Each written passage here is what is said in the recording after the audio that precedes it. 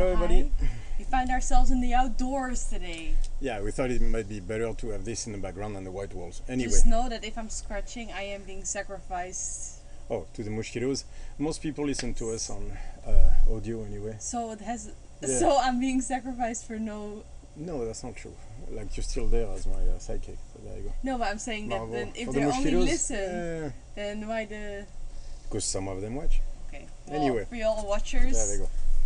you have a little special background. So today we're gonna do the episode about so they had a very good question on YouTube, which was like, would you tell us what you did to get the strength back? So let's talk about it. I'll tell you the exercises.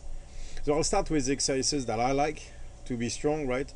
How I got myself back, and then after I'll tell you what I did wrong with all this, right? So first, the exercises that I like, that I use to get myself strong. We go static and then we go carries. So static, I love the stiff leg deadlift. You see me post, I do it. It's not always a stiff leg, so sometimes I go on a block, right? So that I can use on a deficit format. I take it off the rack and then I just follow my legs down to mid shin and then back up.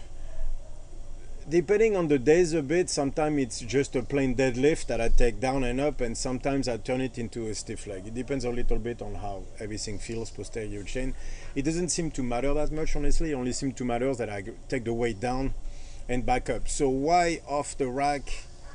Why off the rack, and then why not rest it on the ground and back up? So off the rack, I do it because once I'm under load, I can brace properly, and as I take the weight down, it allows me to work on the eccentric while bracing properly, which is a very important tool. It's very good for my lats. It's very good for depressing the shoulder blade. It just allows me to find the right tension under load before I do the deadlift movement. This is kind of the downside of the deadlift, is because you start off the floor. If you don't know exactly how to load properly, and I still have issues with that myself, you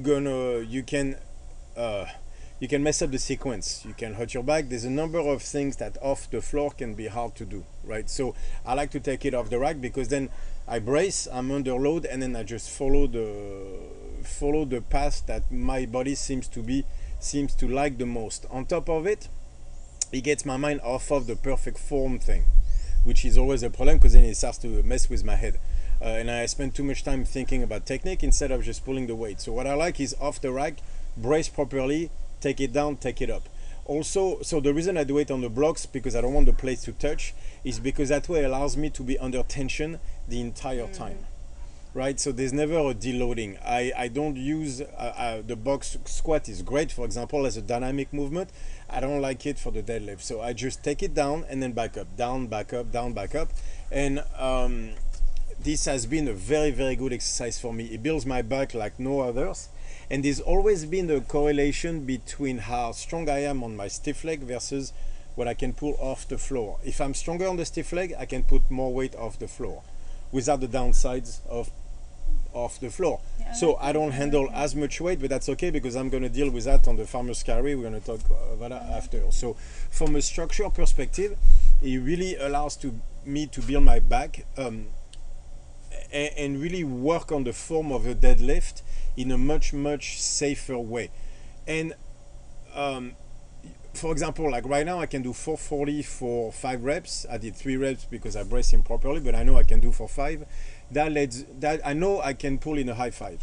It tells me always. I get, based on the rep and the weight, I know exactly where I'm at because it's a structure thing for me, the deadlift. So yeah, and I find it like that takes a little bit of time, but there's always those exercises or like a rep scheme where you know like how many kilos you can jump to the lift you're gonna do of your 1 rep max, and it's very great because you don't have to always go to that main lift that you have to do and max out there to see where you're at strength wise. We're going to talk about that because that's toward intent, but I find that certain exercises allows you to develop yourself fully better than others. So for example, deadlift off the floor is better. I would be doing that, but I know the stiff leg is what works the best for me. I know because I've done that. Like I talked about it. I had a 6 to 8 week cycle on the the stiff leg, where some made me do like 3 sets of 5 at 405, and that's what led to my 600 deadlift for 3. So there was literally the stuff. The second I stopped the stiff leg is when my deadlift started to drop.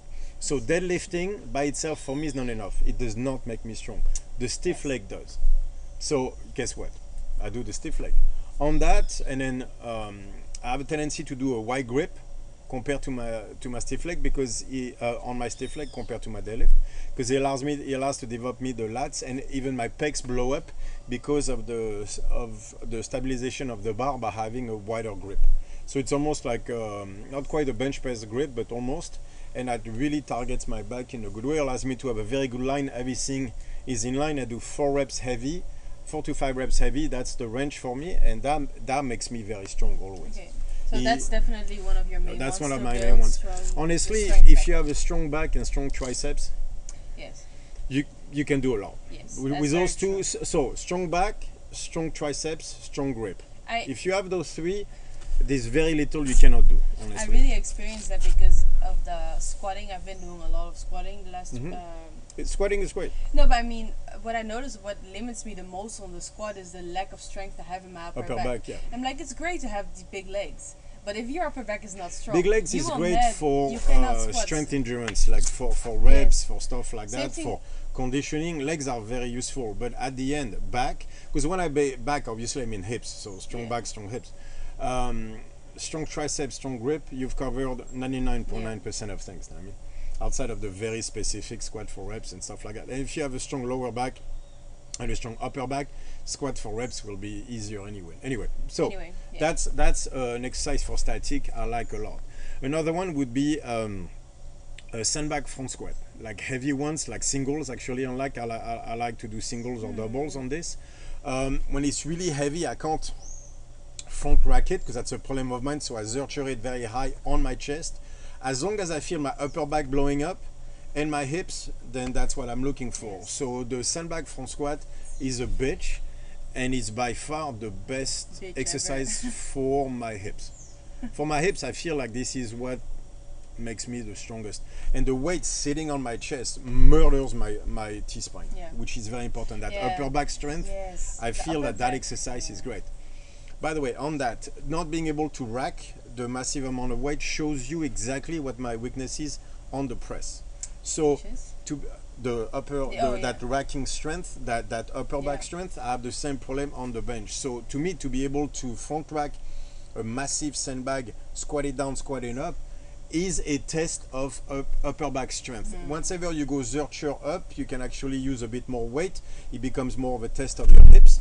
But from a pure upper back test perspective, I front rack a heavy sandbag, I squat it down, front squat it down, front squat it up.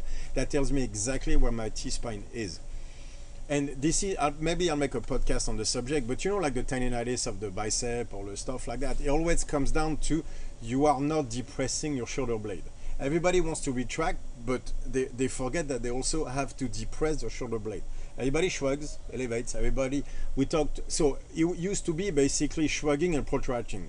Those were the two way people move their shoulder blades. Active shoulders. Yeah, active shoulders. Turns out you have to learn to depress and you have to learn to protract. So I talked a lot about protraction, but depression is the key. Like if you see a big bench press, you have to depress your shoulder blades. On a deadlift, you have to learn to depress your shoulder blades. You know what is an excellent exercise to make you strong in that depressed shoulder blade position?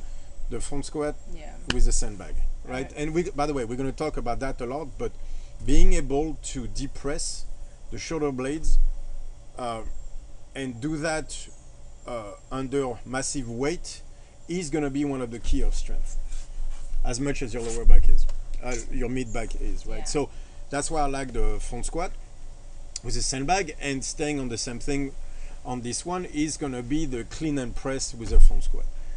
A body weight clean and press, and when I say press, it can be jerk, whatever you want, although jerking a sandbag to stabilize it is you have to push press it, let's be honest. But so push press is really the max you can do, because jerk you have to stabilize it. So if you can clean and push press a body weight sandbag, you're fucking strong.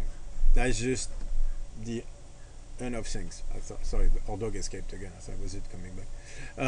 This is one of the best tests of strength overall for me would be the clean and push press with a sandbag. So on this same thing, I like to do maybe like doubles and triples with a very heavy sandbag. Right now I'm on the 90 for 2-3 reps. I got to 240, but right now I'm at 90 kilo. I mean, the 200-pound sandbag is where I can do 2 reps, maybe 3. That's I'm still working my way back to the level of strength. So I probably on a good day I'm close to 220, but I'm not at the 240 I used to have. So there's room for improvement there. And one of the reasons is because my left shoulder has been bothering me, because I actually gave myself a bicep tendinitis with the volume training that I was doing.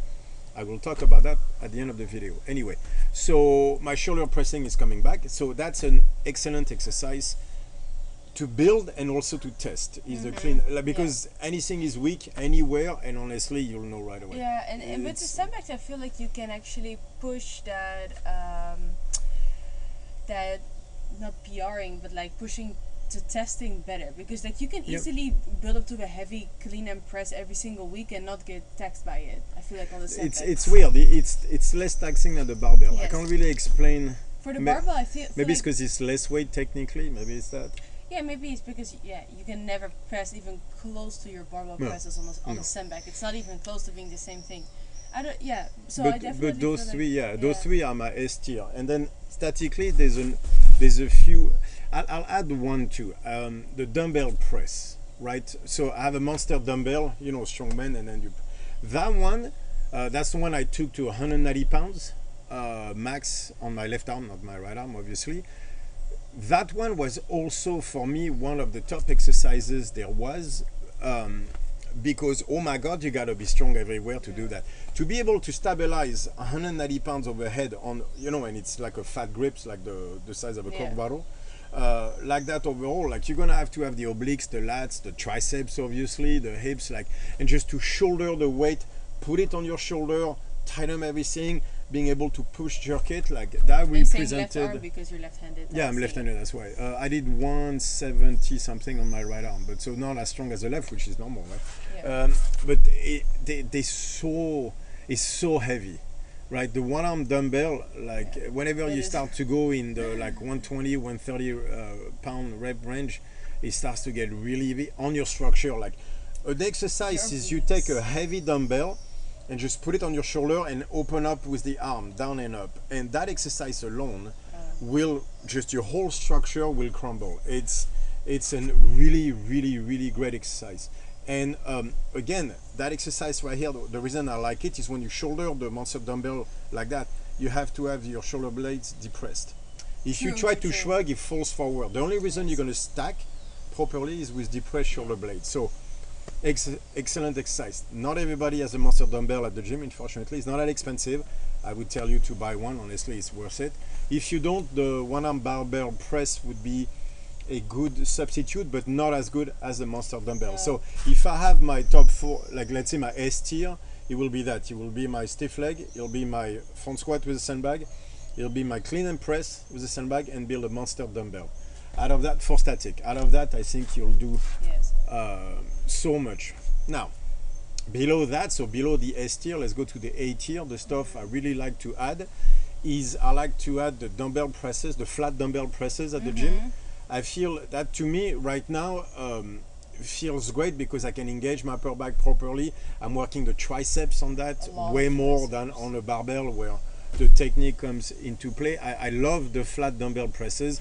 It'll give you a big chest, big upper back. I just think I do like 5-6 reps on those, and I just think it's a great exercise. So if you see my S tier, it's heavier weights, right? Lower reps. When I go to the A tier, it's going to be maybe a little bit more reps. Now we're getting in the 5-6 rep range. Dumbbell presses, flat dumbbell presses are awesome. So bench with dumbbells, really like that one. I feel like that one is building my bench right now because I do the 60s. I'm going to try kilos of 135. I'm going to have to jump to 70 kilos, 155, because there's nothing in between. That should be interesting. Anyway, the other exercise I really like for that one will be the dumbbell rows. The dumbbell rows are an excellent exercise. It'll build the obliques, the lats, create some tissue on them lats. You can never go wrong with that one, right? So I will put the dumbbell rows. It's just an excellent exercise, and you'll notice now I'm getting into the exercises where you have to stabilize more. right? Yeah, that's Don't what get me I- wrong, you that's what stabilize I- a lot on the sandbag, obviously, but those one we're gonna go into the left versus right type of thing. Yeah, So that's that's what I what like I with the like. dumbbell rows. You're gonna have to test the left, you're gonna have to test the right, right? And when it comes to dumbbell presses, you're gonna have to balance a lot more than Yes, that's other what I exercises. like Still too. heavy, so I like those a lot.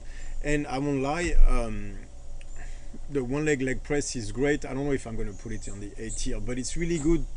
What I like about it is it allows me to mimic the deadlift movement on the leg press, where I don't go very low with my leg. I stay within the range I would use on a deadlift, but allows me to learn to move my hips correctly. So Yeah. I don't actually use it as a leg exercise. I use it as a hip exercise, where I just lower the weight a bit, but try to keep the pressure into my hip, like the top of the glute med type Yeah. of place. And from there, I learn to keep the tension there and press off of that. The reason I like that exercise so much is because that's exactly the movement I'm going to do on the deadlift. Yeah. So it's on the leg press. It's a recreating the movement pattern of the deadlift. Does that make sense? Yeah.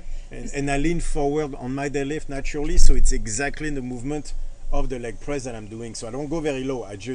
And I feel it all on the top of my glutes, honestly. For me, that one I think is one of the most important ones for me because it really teaches me to use the hemis from that position. Yeah.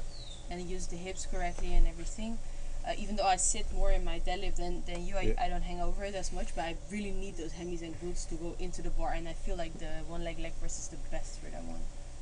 I like it for that. And I so, really like and if them. we're gonna add an exercise for triceps on top of the sandbag press, it's gonna be a 50-50 between the floor press for me with a barbell and the push-up with weights.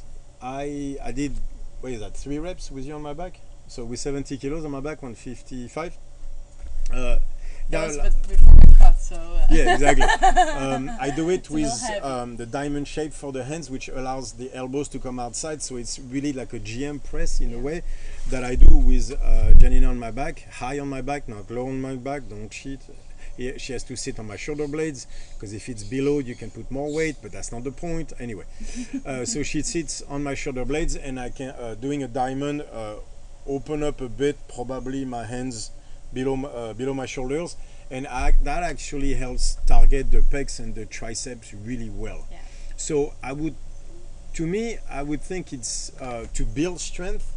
Like, let's say if it wasn't for benching, if it was for any type of pressing, I think push-up with weight would be up there for me.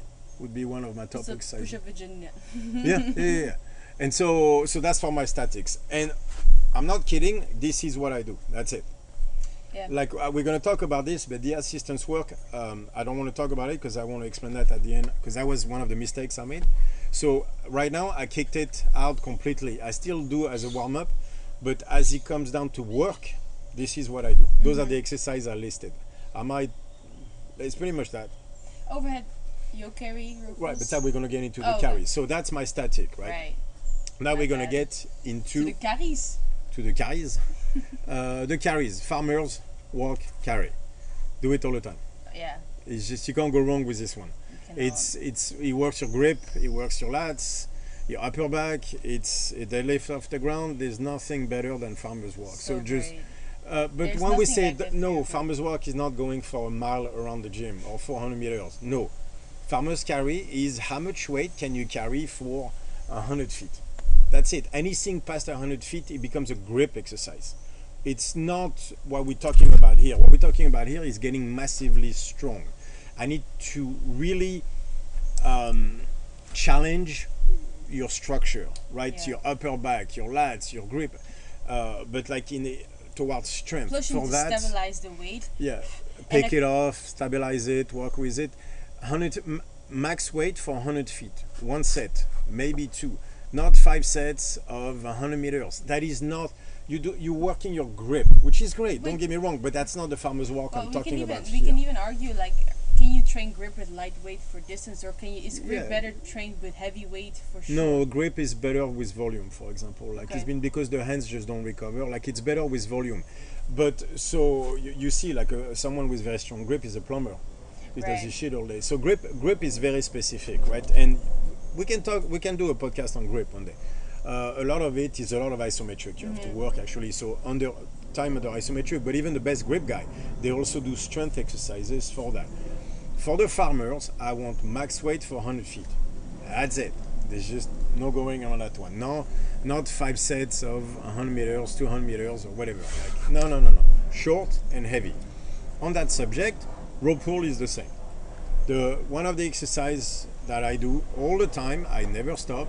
Sorry, there's a helicopter passing by because it's Carnival in Brazil, so everybody's at the beach. So I don't know if you can hear it, but we have a helicopter passing. If you hear it, sorry, there's always something here.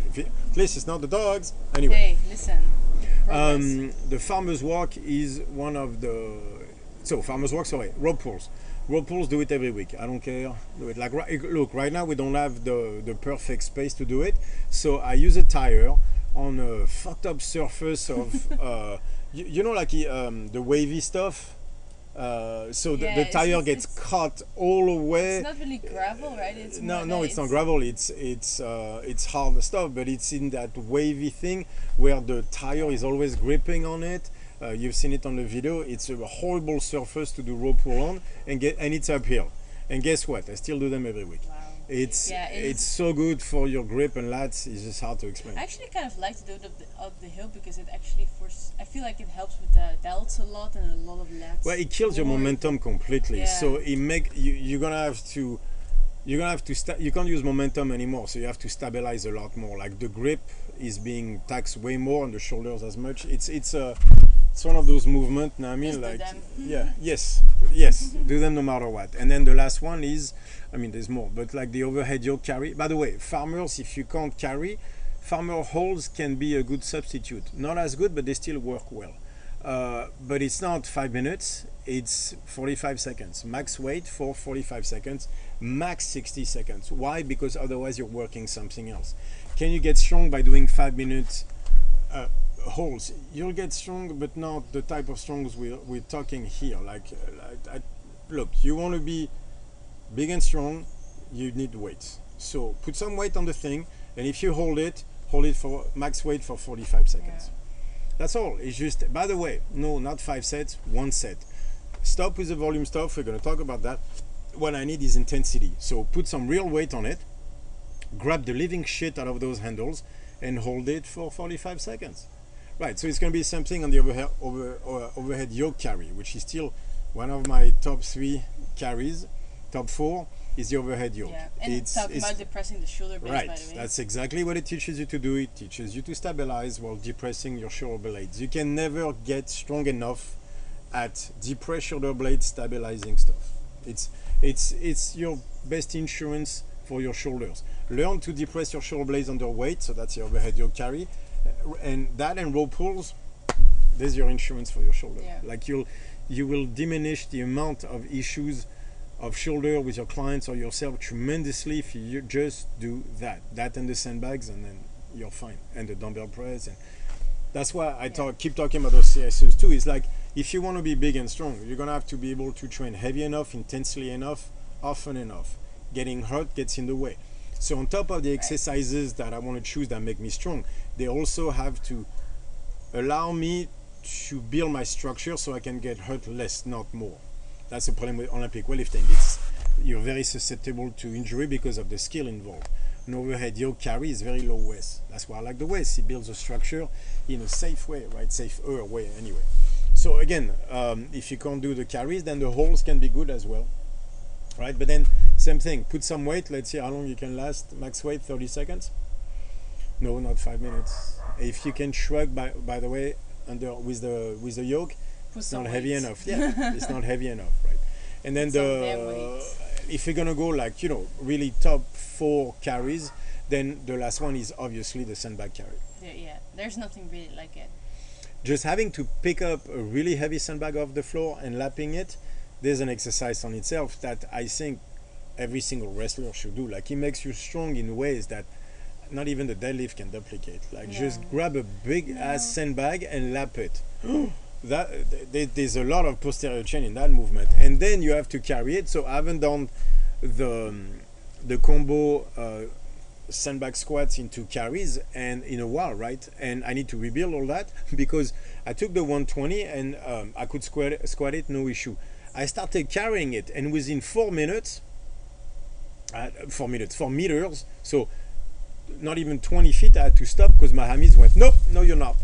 Like even though my hammies have grown from all the one leg press, the sandbag carry was something else. Like it felt good. I didn't hurt anywhere, but I just couldn't do it. My hammies gave up right away. So guess what I'm doing tomorrow? I'm doing heavy sandbag. So heavy sandbag squats with my 130 kilo into that big as pink sandbags over there into carries, because the carries part I was like, ooh, I let myself go a little bit, and then that's a story for you, little story. When I realized I hadn't done heavy sandbag carries in a while, is on my first run at the exercise.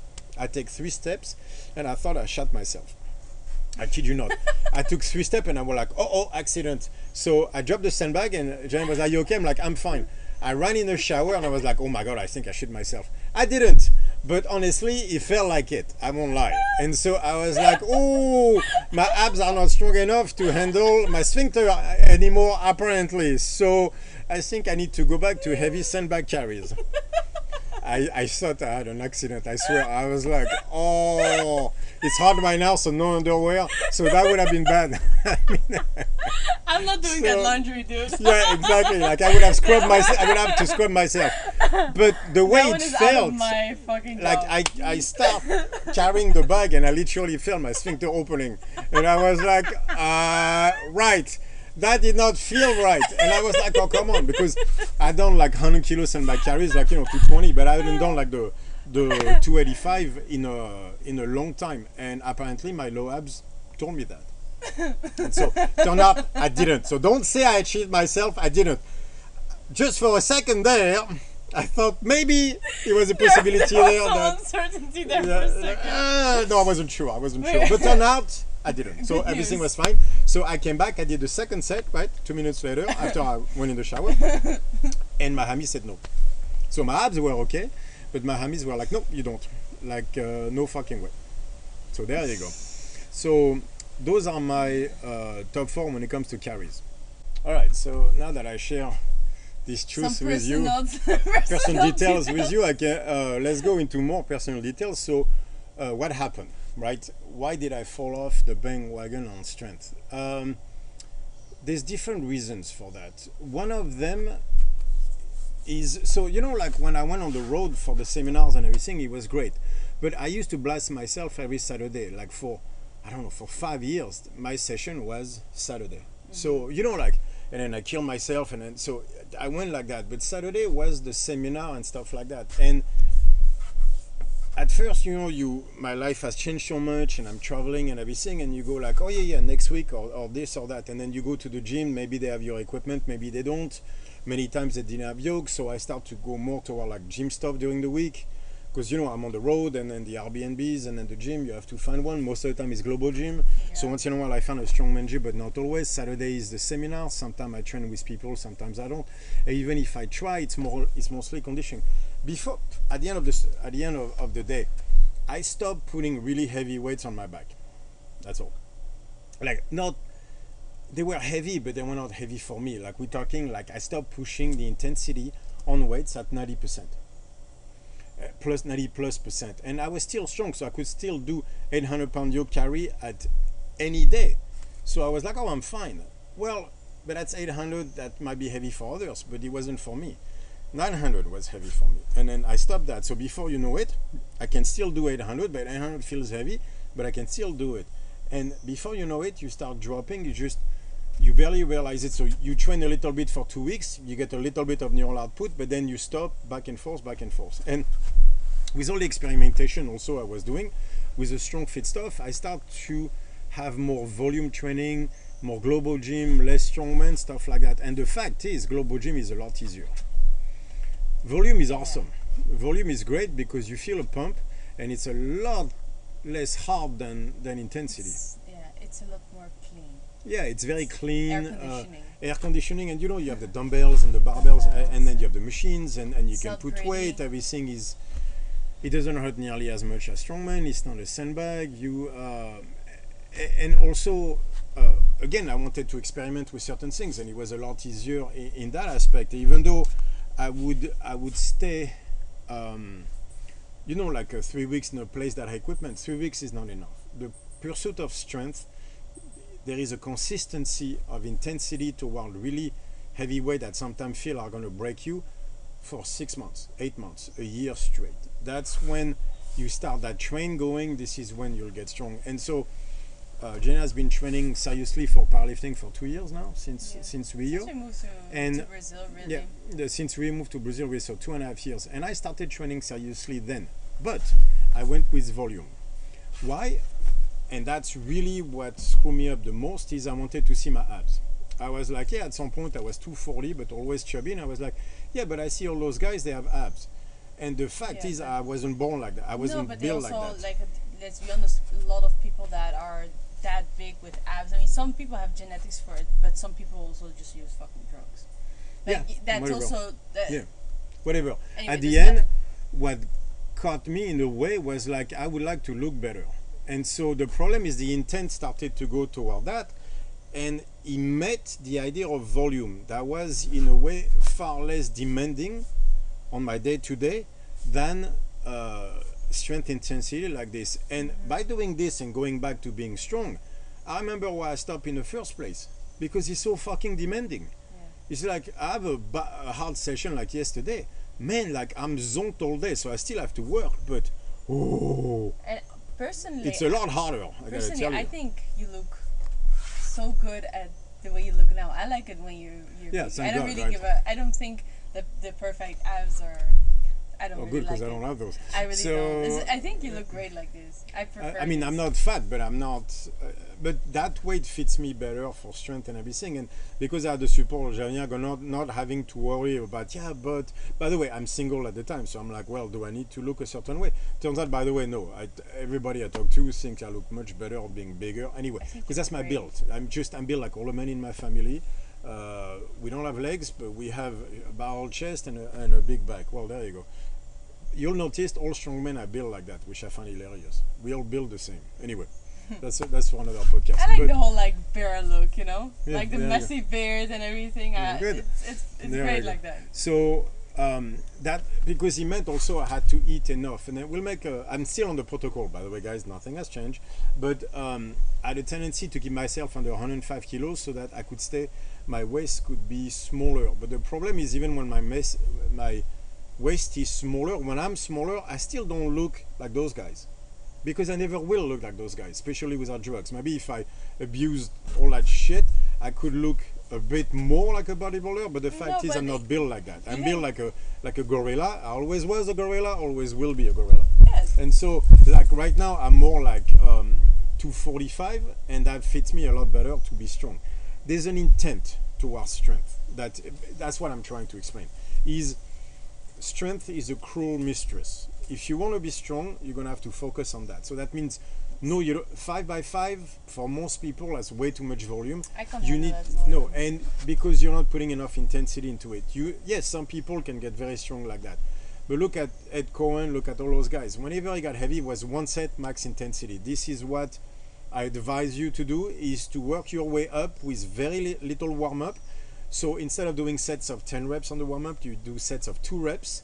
You make sure everything moves correctly, then you get one set. You get 4 to 5 reps with that weight, but you give it your all, right? You take 6-7 minutes of rest in between sets if you have to. By the way, that's what they do in sprinting as well, right? They do one run, they get 6-7 minutes. Why? Because your nervous system is not ready to give it its all before that. Yeah. So, by the way, talking about a cruel mistress, sprinting, that was a cruel mistress too. Because it takes but you know what? That's the thing though, is the power, the speed. So sprint, strength, it's all strength athletes to me. Requires an intent that cannot be fucked around with anything else. It's just like lift heavy fucking weight one set. So what about assistance work?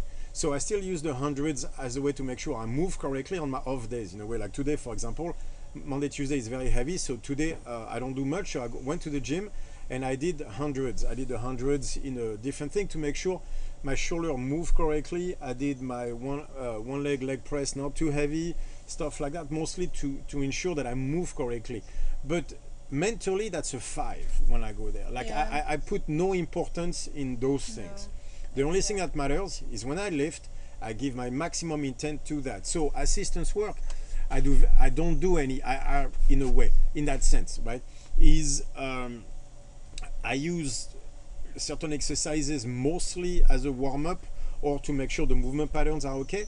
But when it comes down to building now, it's the exercises that I mentioned, maybe one or two extra, but it's pretty much what I explained, because all my energy goes into that. And so every day it's one exercise, maybe two. If there's one push, there's one pull, right? Or it's more toward like some type of hinge or squat.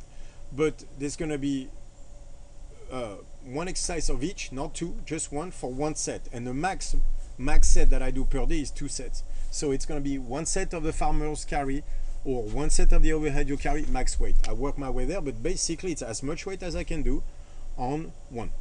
Yeah, and what I like about that one set too is that it really, you have to attack that weight and respect the weight and set yourself up for like, okay, this is one set, I'm gonna fucking kill it. Yep. I'm gonna focus on it, but I'm gonna take the weight seriously, because if you disrespect the weight will disrespect you back.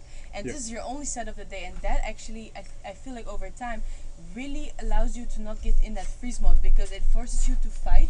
You have one set and you're gonna give it your all and do it correctly. And if you don't, next week. Yeah, and that's the key. If you don't next week, feel like that because sometimes you're gonna be so pissed that you missed the set. It was like, well, make it up next week. Well, you're gonna be very pissed for a week, good, exactly. And then don't fuck it up again. Don't fuck it up don't next time. Pussy. But let's be honest. If you gave your all on a heavy, let's say whatever, my stiff leg, I give everything I had on 5 reps on one set. Do you really think I can do a second set correctly? No, there's no way. If you would, then you would not give it your all. Then he wasn't heavy enough in the first place. I feel like then you're also just enduring, and I feel like that's like just enduring the whatever. No, but like it is. maybe you can do 4 sets at 90%, but at some point you're just grinding. Like that's not. You had, and I'm sure there's school that will teach you that, all that stuff. Me, I'm telling you, no, one set as hard as you can make it. And then you can do a cycling, start with 8 reps all the way down to 1 if you want, but it's pedal to the metal. Every week is one set, and it's all about giving it your all, and then you're done, and after that you recover. So literally you have 2 sets per workout. Technically that's it, because it's about also recovery. If I do more than that, I don't recover, then what's the point? That's why sometimes the deadlift, it's every 10 days. I can do the stiff leg every week, but deadlift, it's every 2 weeks for me. I do every 10 days, usually 2 weeks. Between 10 because you have to give it your all, so that means you have to be able to recover. So I'll talk, if you guys are interested, I can talk more about like the way I eat then versus the way I eat now and everything, or like a protocol podcast, or anyway. We want to make a protocol ebook maybe. Yeah, like, you guys would like that? We'll do an ebook, and then we'll give it on the mentoring program, but we'll put on an ebook of the protocol and then the recipes and all of that stuff. Okay. Anyway, any questions, bring them on, and then we talk to you guys next week. See you next week.